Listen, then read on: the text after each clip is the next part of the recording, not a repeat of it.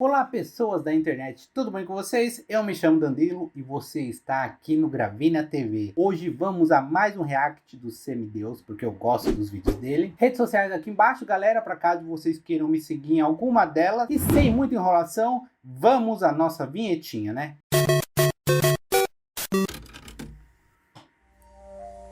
O volume tá bom? As intrusões de sinais são casos de meio de comunicação como o rádio ou a televisão que vem a sua transmissão sendo interrompida por alguma espécie de transmissão pirata. Tais invasões têm motivos diversos, muitos deles são políticos e outros apenas são uma tentativa de assustar ou só atrapalhar a vida de quem trabalha ou assiste um canal que é vítima de uma intrusão. Às vezes é só trollagem mesmo, os caras querem zoar, querem... Aí vamos trollar um canal de TV. Sinal.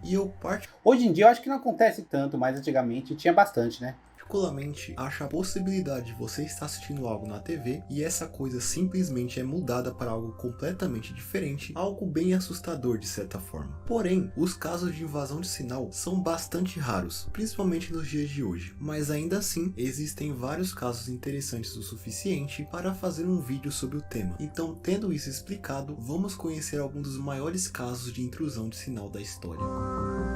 Vamos que vamos! Eu acho que não tem como falar sobre esses casos sem sequer mencionar o mais conhecido deles, sendo o caso que ficou conhecido como o incidente Max Headroom. Ele ocorreu em Esse é famoso, esse eu realmente já vi vídeo sobre ele e 22 de novembro vai de explicar, 1987, quando duas emissoras de TV de Chicago, sendo a WGN-TV e a WTTW, sofreram um ataque que interromperam a sua transmissão para passar um homem fantasiado do personagem Max Headroom. Get you a hot drink, miss.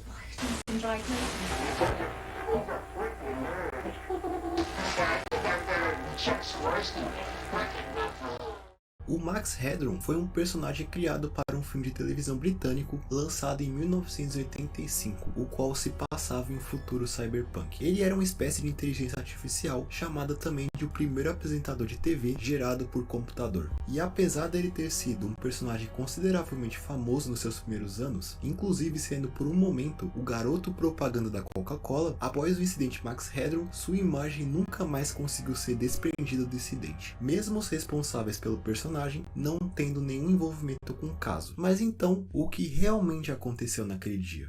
A primeira interrupção aconteceu no canal WGN durante o jornal da emissora. Ela se iniciou com uma...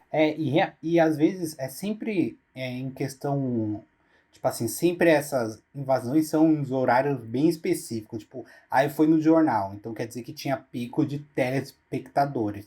E daí os caras vão invadir no melhor horário que tem mais gente assistindo, né? Uma tela preta por 10 segundos até cortar para um homem vestido de Max Headroom, porém com alguns problemas de áudio que impossibilitava entender o que ele estava falando.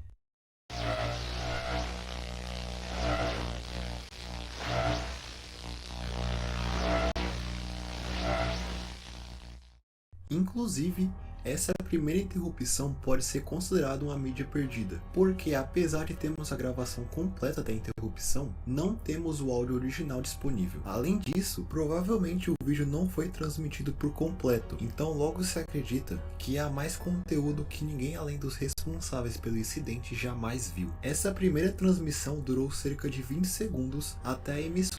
Eu acho que ele falou, não sei, não prestei atenção, mas eu acho que é a primeira da história, né? Conseguir o sinal de volta, retomando com o jornal com o âncora dizendo que o pessoal do canal não fazia ideia do que havia acontecido. Não, eu fico imaginando, imagine a loucura por trás, produção, tá lá passando, o pessoal filmando bonitinho, se for ao vivo, beleza, e do nada entra um vídeo bizarro com áudio bizarro, você não sabe o que tá acontecendo, os produtores devem ter ficado malucos, gente deve ter sido mandada embora nesse dia. Mesmo vasculharam o prédio da emissora à procura de algum suspeito, mas eles não encontraram ninguém. A segunda invasão, porém, foi muito mais longa, ocorrida agora no canal WTTW um pouco mais para a noite, durante a transmissão de um episódio de Doctor Who. A transmissão é interrompida e novamente o homem vestido de Max Headroom aparece, desta vez dando para escutar algumas coisas que ele falava. Ele inicia mencionando o especialista do canal anterior, Chuck Swisley, o chamando de um maldito liberal. E em um momento, ele sai da visão da câmera e começa a receber batidas nas nádegas por alguma outra pessoa. Pelo visto, o humor desse cara é bem quebrado. Toda essa transmissão durou cerca de 90 segundos até que eles devolveram o sinal para a emissora. 90 segundos é o tempo que você pode usar para criar um caos, né? O canal não conseguia recuperar o sinal, já que nenhum engenheiro estava presente na sede durante o incidente. Então os invasores conseguiram provavelmente passar o vídeo inteiro como planejado. Após essa última invasão, nunca mais se ouviu falar sobre as pessoas relacionadas a esse incidente. Apesar de ter ganhado uma notória atenção, com uma cobertura midiática por todo o país, junto a diversas ligações de pessoas que presenciaram a transmissão querendo respostas sobre o que eles tinham visto, os responsáveis pelo incidente nunca foram identificados. Inclusive, um outro canal de Chicago usou as gravações na sua transmissão para fazer uma espécie de trollagem no seu público, fazendo-os acreditar que os Pareceu o Lucas Neto ali rapidinho, né? invasores voltaram a atacar a sede de televisão local, mas esse caso foi apenas uma brincadeira. O fato é que ambos os canais vítimas dos invasores se aliaram ao canal HBO para tentar identificar os responsáveis, já que a HBO já havia sofrido um ataque parecido 19 meses antes do incidente Max Headroom. Caso esse que ficou conhecido como Captain Midnight, onde o sinal da emissora foi interrompido durante a transmissão do filme A Traição do Falcão em abril de 1986. No lugar do filme foi colocada uma mensagem reclamando do preço da assinatura do canal, dando os créditos à autoria da invasão ao pseudônimo Captain Midnight, ou Capitão Meia-Noite, uma tradução livre. Nessa aqui o cara até assinou, hein? Não foi só zoeira não, foi realmente vai ser direto,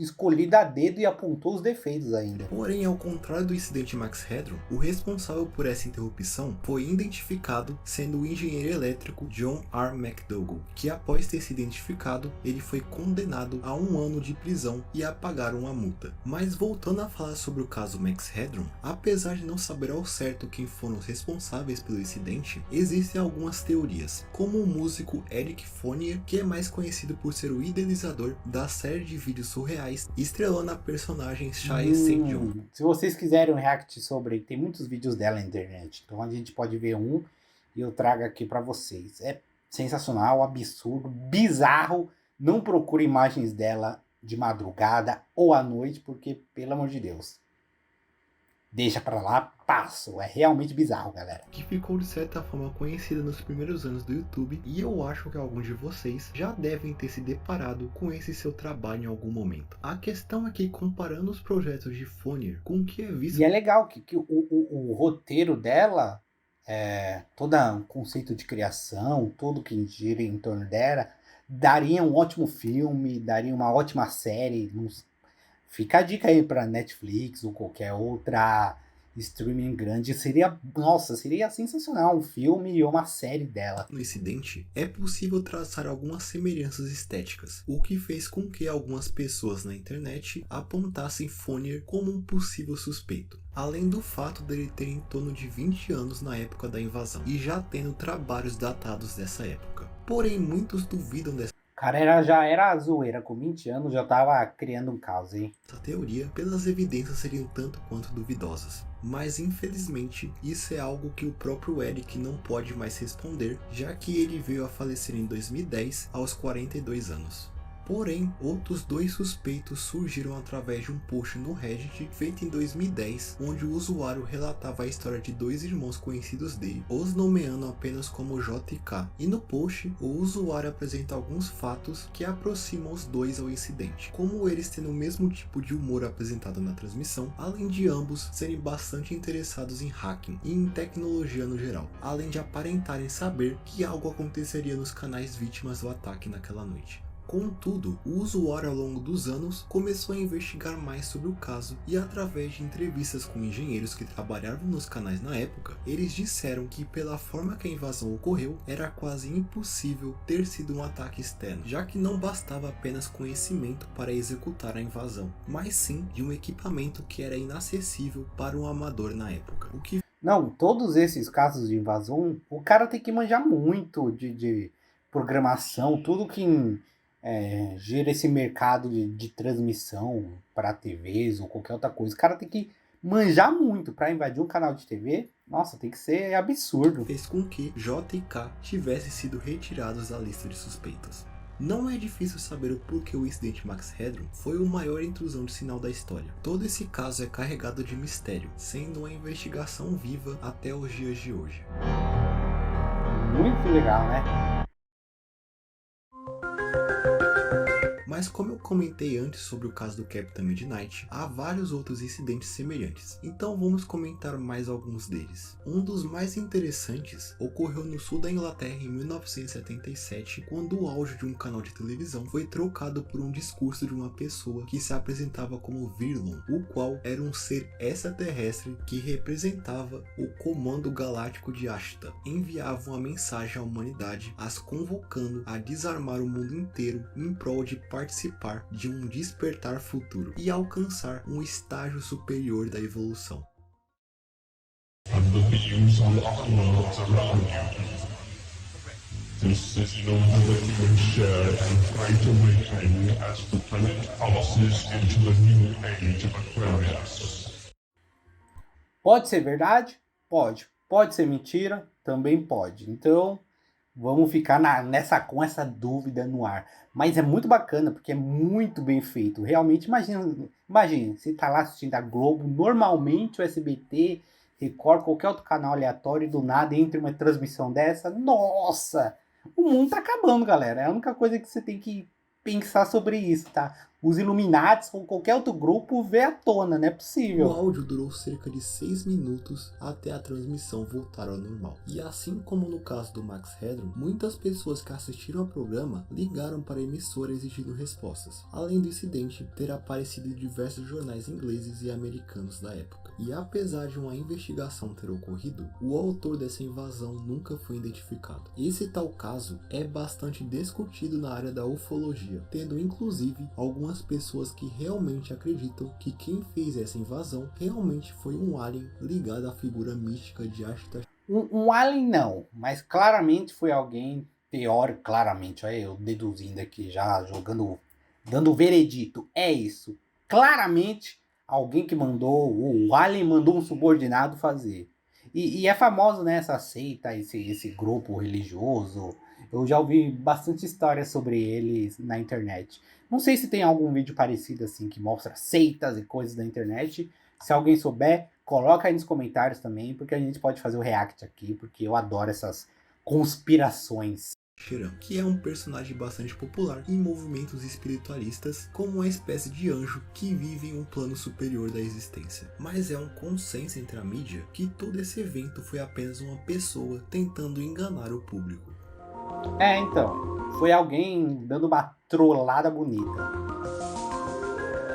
Agora o próximo caso é um pouco assustador, caso você se coloque no lugar de uma pessoa que viu isso ao vivo. Eu estou falando do caso que ocorreu na República Tcheca em junho de 2007, quando no canal CT2, que é conhecido por transmitir ao vivo paisagens do interior, conseguiu gravar uma explosão do que parecia ser uma bomba atômica. Isso rapidamente gerou um alarde imenso, já que muitas pessoas ficaram muito assustadas pensando que o país estava sofrendo uma espécie de ataque. Outros, porém, teorizaram que aquilo era o resultado de uma espécie de explosão de gás. Independente da teoria, todos estavam bastante preocupados com o acontecimento, mas o fato era que aquilo não era nada mais do que uma pegadinha muito bem planejada por um grupo de vanguarda artístico chamado Coletivo Jothoven, que pegou uma parte do vídeo que o canal estava transmitindo e editou para colocar a explosão, além de trocar o vídeo da transmissão no momento certo para que o público não notasse que aquele era outro vídeo. E o grupo logo se pronunciou, reivindicando a autoria da invasão.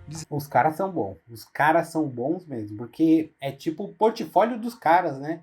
Pode ser um coletivo, pelo jeito é só um coletivo artístico, só que os caras foram um pouquinho além, né? Era alertar sobre como a mídia pode manipular os seus espectadores. E no fim, algumas pessoas acharam a ideia até que criativa, porém outros chamaram a... É muito, muito criativo. Pode ser de mau gosto? Pode ser também.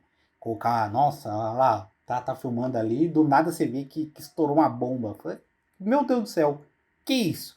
Mas podemos confirmar que é realmente genial. Invasão de um ato irresponsável que poderia ter causado danos graves.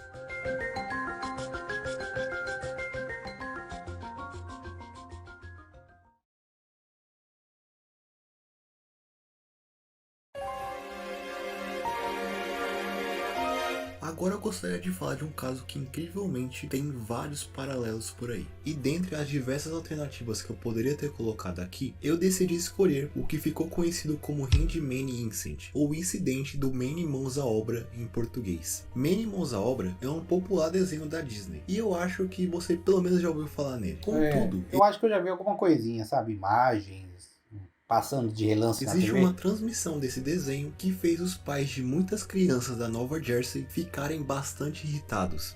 E provavelmente causou alguns traumas aí, já que também em 2007, enquanto um dos episódios passava no Disney Channel local, sem aviso prévio, o programa foi trocado por um vídeo adulto. Sim, de uma hora para outra, foi de Many Mãos à Obra para um vídeo mais 18. E de acordo com a porta-voz da rede de transmissão, o incidente ocorreu às 9h30 da manhã e a transmissão voltou ao normal rapidamente. Mas não foi o suficiente para impedir a fúria de diversos pais que se depararam com seus filhos vendo coisas inadequadas na TV. E apesar de saber que isso realmente aconteceu, não existe nenhuma gravação do incidente disponível, sendo considerado atualmente uma lost media. E nem se sabe qual foi o vídeo usado, já que as descrições dele são bem vagas. E por incrível que pareça, um pouco tempo depois desse incidente, ele aconteceu de novo. Desta vez em setembro de 2012, quando mais uma vez um vídeo mais 18 de 7 minutos interrompeu a transmissão do filme do Lilo e Stitch. Nossa. Desta vez na Aí os caras tava de zoeira, não era nem querer ser um ato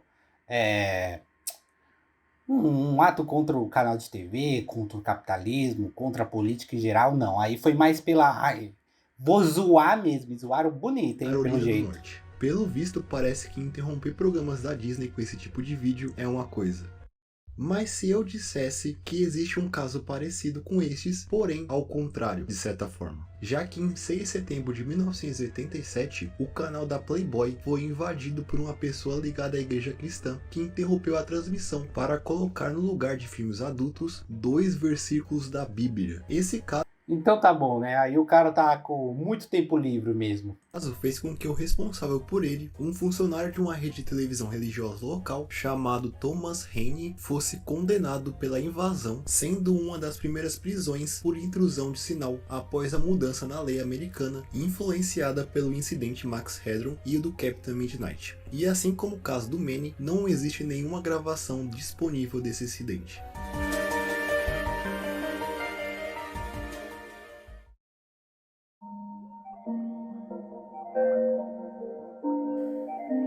Aparentemente acabou, galera.